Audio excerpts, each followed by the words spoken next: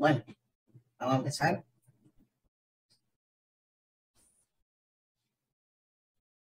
con la clase de hoy. Vamos a ver una cosita que nos quedó pendiente, que es la formación esquelética. A ver si lo puedo compartir acá en la pantalla. Este es un tema cortito, ¿sí? Solamente vamos a tocar los puntos que son importantes para su examen. Nunca han preguntado esto, así que también eso tiene que tranquilizarlos un poco.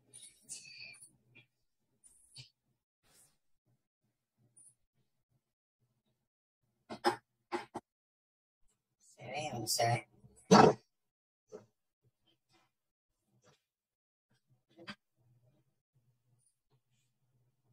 Bueno, se ve la presentación, ¿no? Es cortito esto. Vamos a hablar acerca de la formación del esqueleto embriológicamente. Y tenemos que saber que la formación esquelética va a comenzar a partir de lo que es las células mesenquimatosas que se diferencian durante la tercera semana de gestación, durante la gastrulación. Como siempre les digo, siempre hay que saber de qué capa germinativa deriva cada tejido, cada sistema de órgano, en qué semana empieza a formarse, que esas son dos cosas básicas. La primera, de qué capa germinativa deriva. En este caso deriva de lo que es el mesodermo. Puntual exclusivamente el mesodermo va a ir originando las células mesenquimatosas que después se van a osificar. Ese es el proceso mediante el cual la célula, que al principio es un tejido es mesenquimatoso, es pluripotencial o totipotencial, después pasa a ser específico y a osificarse para formar hueso. Otro origen, otro derivado son las células de la cresta neural que derivan obviamente del ectodermo, así que ahí tenemos las dos capas que en su gran mayoría van a originar el esqueleto óseo. Como yo les decía recién, las osificaciones son los procesos de formación ósea y va a haber dos tipos de osificaciones en lo que es el embrión. Una osificación de tipo membranosa y una osificación de tipo endocondral. Eso es lo más importante en la formación esquelética, porque sabiendo eso, uno puede determinar mediante qué tipo de osificación hable, qué hueso se va a originar. Fíjense, y además que tanto la osificación membranosa como la endocondral tienen diferencias bien importantes. Por ejemplo, cuando hablamos de la osificación membranosa, vamos a ver que las células mesenquimatosas se van a transformar directamente en osteoblastos. Los osteoblastos son un conjunto de células que favorecen la formación ósea. Entonces, como ustedes pueden ver ahí, este tipo de osificación directa, que es el tipo de osificación membranosa, la célula pasa directamente a formar hueso a partir de los osteoblastos. Presten atención porque la otra va a ser un poquito diferente. ¿Qué tipos de huesos se van a formar de esa manera tan sencilla? Son los huesos, digamos, cortos, los huesos del cráneo, los huesos planos del cráneo, se van a formar a partir de osificación membranosa. Ahora vamos a ver eso con una imagen. Y ya cuando nosotros hablamos de lo que es la osificación endocondral, seguimos hablando del mismo tipo de células mesenquimatosas, pero que en lugar de pasar directamente a osteoblasto, lo que hacen primeramente es originar un molde. Entonces la célula origina un molde, ese molde es de cartílago hialino, y una vez que se originó el molde, va a tardar una etapa, digamos, ahí Eso el libro no explica el tiempo, cuánto tarda de pasar de cartílago a, a hueso. Pero bueno, hay un tiempo entre cartílago y hueso que cuando ese tiempo transcurre, se va a osificar mediante una osificación endocondral. Es decir, que en el centro va a haber un molde y a partir de ese molde se van a extender por sus dos extremos los osteoblastos, ¿sí? Este tipo de osificación endocondral se caracteriza por tener centros de osificación de forma gradual. Quiere decir que a medida que el hueso más largo sea, más centros de osificación va a tener. Entonces lo que ustedes tienen que acordarse es que la osificación endocondral sigue siendo de célula mesenquimatosa, pero nada más que va a haber primeramente un molde de cartílago hialino, que en su momento se osifica, y gracias a esa osificación empieza a crearse el tejido óseo por osteoblastos, eso sigue siendo igual, ¿sí? Y mientras más largo sea el hueso, más centro de osificación va a tener. Ejemplos, bueno, los típicos huesos largos, como por ejemplo fémur, húmero, ¿sí? Los de las extremidades, cúbito, radio. Todos son huesos que se van a formar mediante osificación endocondral.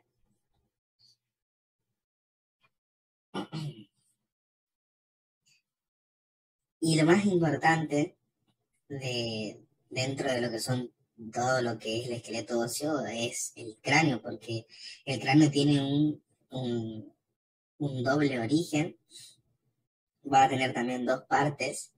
El libro habla de un neurocráneo y un esplagmocráneo. Eso en la parte de anatomía es un poco diferente en la nomenclatura, pero en el de embrio menciona el neurocráneo y el esplagmocráneo y va a estar formado por una parte que va a ser membranosa y otra cartilaginosa. La porción membranosa es la que va a formar la bóveda craneal, ¿sí? Toda esta región. Y la cartilaginosa, que va a ser el condrocráneo, ¿sí? Forma lo que son los huesos de la base del cráneo. Porción cartilaginosa, porción membranosa.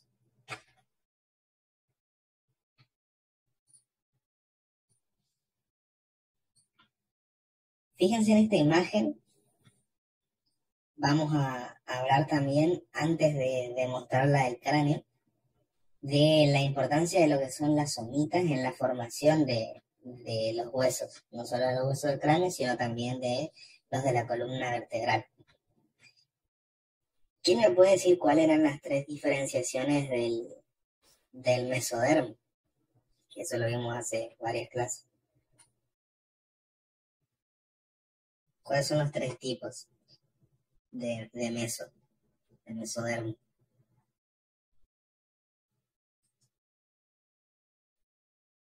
Puede ser mesodermo paraxial, mesodermo intraembrionario y mesodermo de la placa lateral.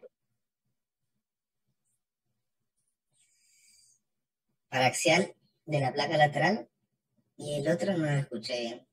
¿Cómo dijiste? Intraembrionario. Y los tres son intraembrionarios.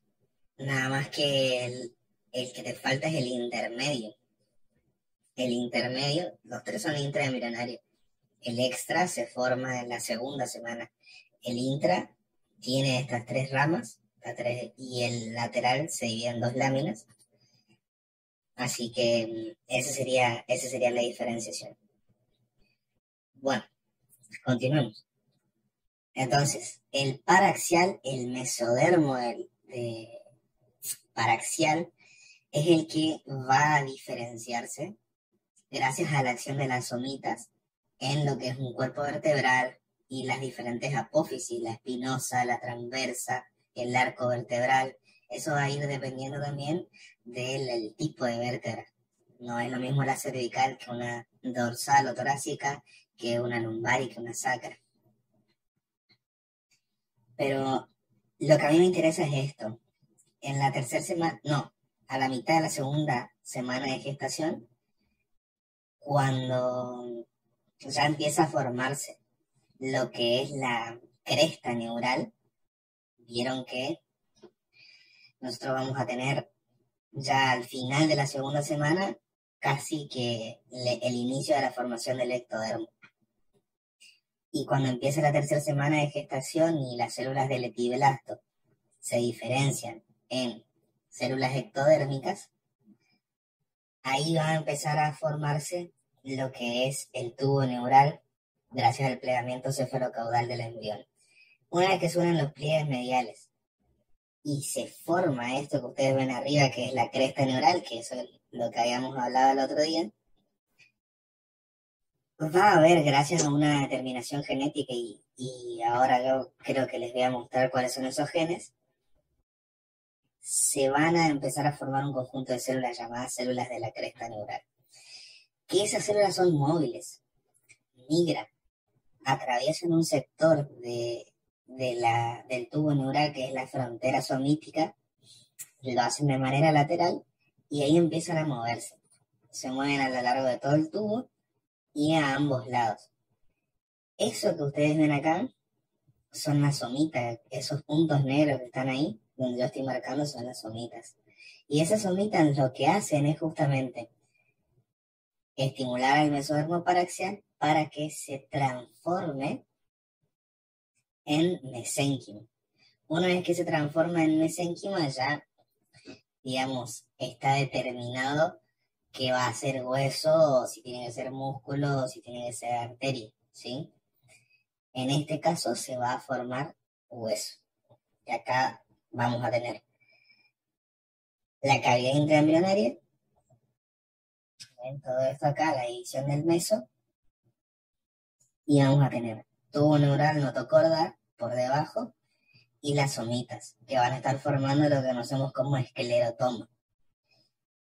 Además, van a estimular la formación de lo que es la epidermis a partir del dermatoma, que es lo primero que aparece. ¿Se acuerdan que el ectodermo formaba la piel? Y bueno, ahí está una de las explicaciones. Y como ustedes pueden ver acá, esta es una imagen transversal de las regiones en desarrollo de las somitas y se pueden ver las del esclerotoma, que van a ir migrando alrededor del tubo neural también, alrededor de la notocorda también, y van a servir para la formación de las vértebras.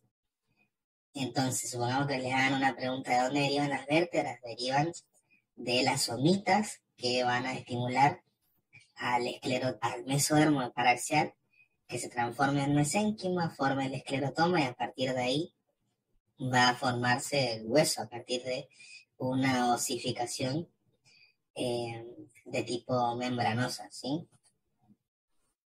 Este tipo de osificación va a ser.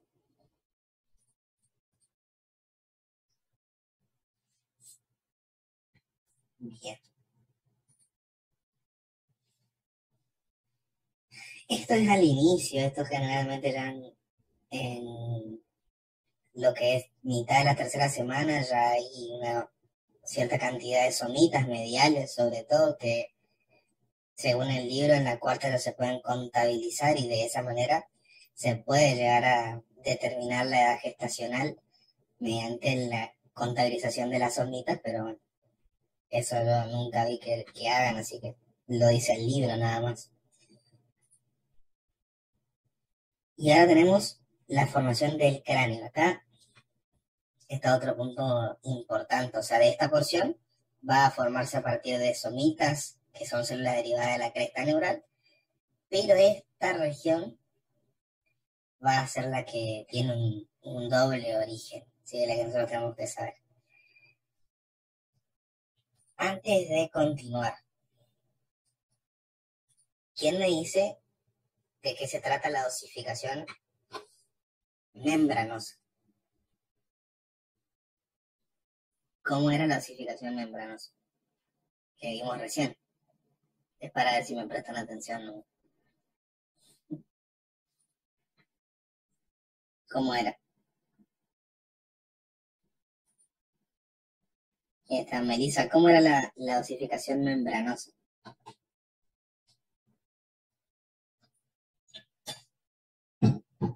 ¿Te acordás?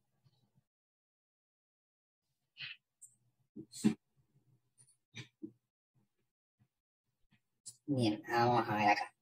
Las células mesenquimatosas se transforman directamente en osteoblastos. Bien, perfecto. ¿Y qué huesos se forman a partir de osificación membranosa?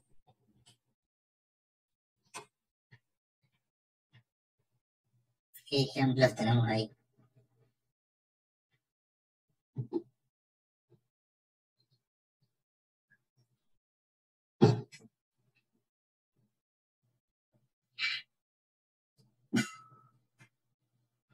¿Se acuerdan? Los huesos planos del cráneo. Cráneo, por ejemplo. Eso, bien, bien. Por ejemplo, se van a formar a partir de esa osificación. Este es un embrión de 12 semanas de gestación. En realidad no sería el embrión, este es un feto. Ahí casi me equivoco. Y este feto, en la imagen que se puede ver, se van a observar lo primero que aparecen, que son unas células llamadas espículas, que es la primera aparición de huesos. Son espículas óseas que se van a extender a partir de los diferentes centros de osificación primaria en los huesos planos del cráneo. Fíjense que acá nosotros tenemos los diferentes huesos, occipital, parietal, frontal, y vamos a tener después que mostrar los huesos de lo que es la cara y los de la base, ¿sí? Esta imagen es para mí la más importante de todas, las que si le preguntan algo de esto es lo que le van a preguntar, además de los conceptos de osificación membranosa y endocondral. Pero como ya les decía al principio, esto nunca preguntaron de todos estos años que venimos preparando alumnos, en ningún final, en ningún examen preguntaron esto. Así que por eso también lo damos por arriba, para que solamente ustedes tengan una idea por si hay una primera vez y les preguntan. ¿Por qué está dividido en 3 colores acá este cráneo que está de perfil? Porque cada uno de los colores va a representar una etapa germinativa diferente. En este caso, fíjense que nosotros vamos a tener estas estructuras óseas que están en celeste, en rojo y en amarillo. Bien. Y hay estas que están en azul, que ahora les voy a explicar por qué son de diferente color. El hueso frontal, nasal, el lagrimal, el cigomático, el maxilar, ¿sí? El superior y el inferior. El incisivo, el cigomático, y después acá de perfil, el efenoides y la porción escamosa del hueso temporal. Todos esos van a derivar de lo que es las células de la cresta neural. Frontal, nasal, lacrimal, cigomático, maxilar, maxilar superior e inferior, el efenoides y la porción escamosa del temporal, todos esos derivan de las células de la cresta neural. Ahora, el parietal, el occipital, el hueso hioides, no, el hioides no, ese no. Parietal, occipital, la porción escamosa del hueso temporal, se van a formar a partir de lo que es el mesodermo paraxial, a partir de somitas y somitómeros que van a... Es lo mismo, ¿sí?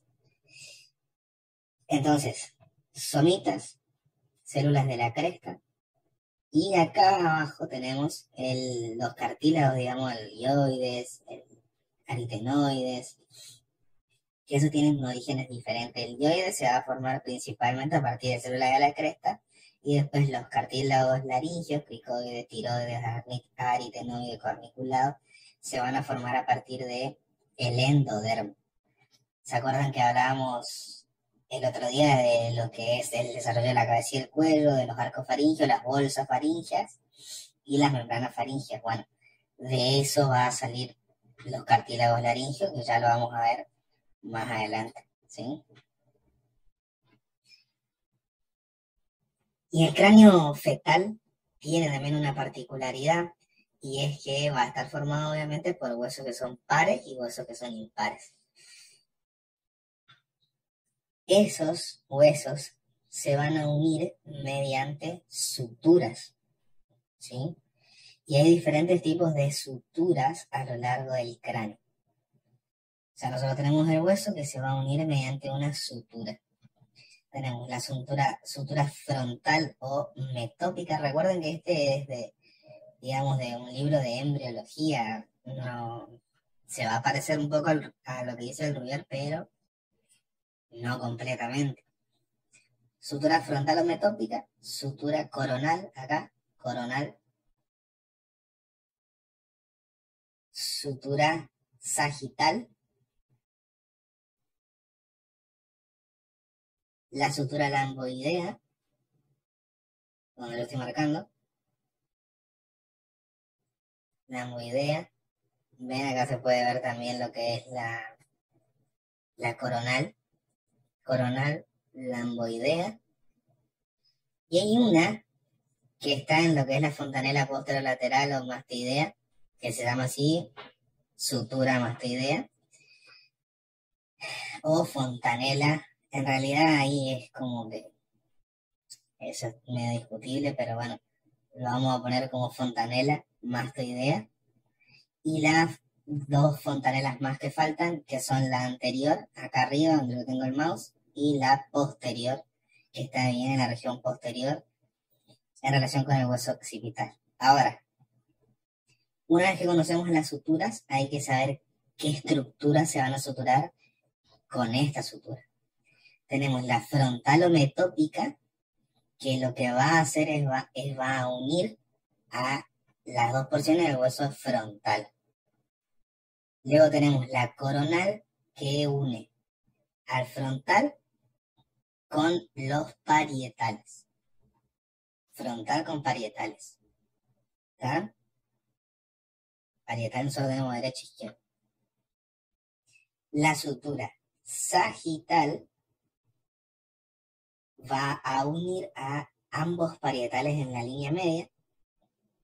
La lamboidea une a lo que es parietales con occipital, y entre cada una de esas suturas hay centros de osificación inmaduro, que esos son las fontanelas. Esa es la definición de fontanela.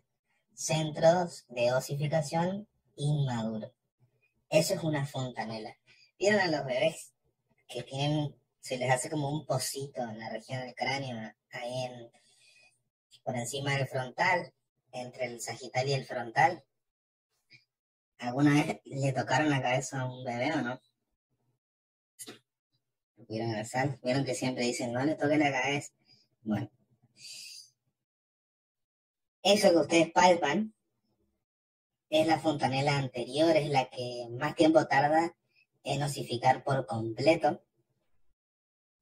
Después tenemos lo que es la fontanela posterior, que va a ser acá entre el frontal, entre los parietales y el occipital, y la mastoidea, que va a ubicarse bien en la región parietal, ¿sí? Entre lo que es el parietal y el efenoidal. Esas fontanelas tienen una explicación de por qué están ahí. Esas fontanelas, como son centros de osificación inmaduro, le permiten al cráneo fetal, cuando atraviesa el canal del parto, un proceso de fenómenos plásticos se llaman. Lo que le pasa al cráneo es que empieza a acomodarse y se va deformando a medida que va pasando el canal, porque los huesos son bastante laxos, los del cráneo. Entonces eso les permite la aproximación, por ejemplo, del frontal con el parietal, del occipital con los parietales, para que pueda atravesar el canal. Eso a medida que, y también tiene otra explicación. El crecimiento de la masa encefálica se produce inclusive hasta los 8 años, y eso le va a permitir también aumentar la cavidad ósea a medida que va aumentando el crecimiento del encéfalo. Entonces, esas son las dos explicaciones de para qué están las fontanelas, ¿sí? Así que bueno, eso recuérdenlos porque son importantes, ¿sí? Gracias a que estas fontanelas no están osificadas, son inmaduras, estos huesos se pueden aproximar. ¿Sí?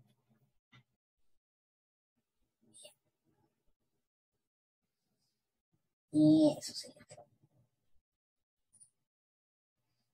Eso es la parte de formación ósea, lo básico, lo importante, lo que tienen que saber, lo que no se tienen que olvidar. Si van a ir a rendir, sí o sí tienen que saber eso, por lo menos es corto, no es mucho. Fíjense que me llevó un poquito menos de 40 minutos, así que no es mucho eso, ¿sí? No es mucho.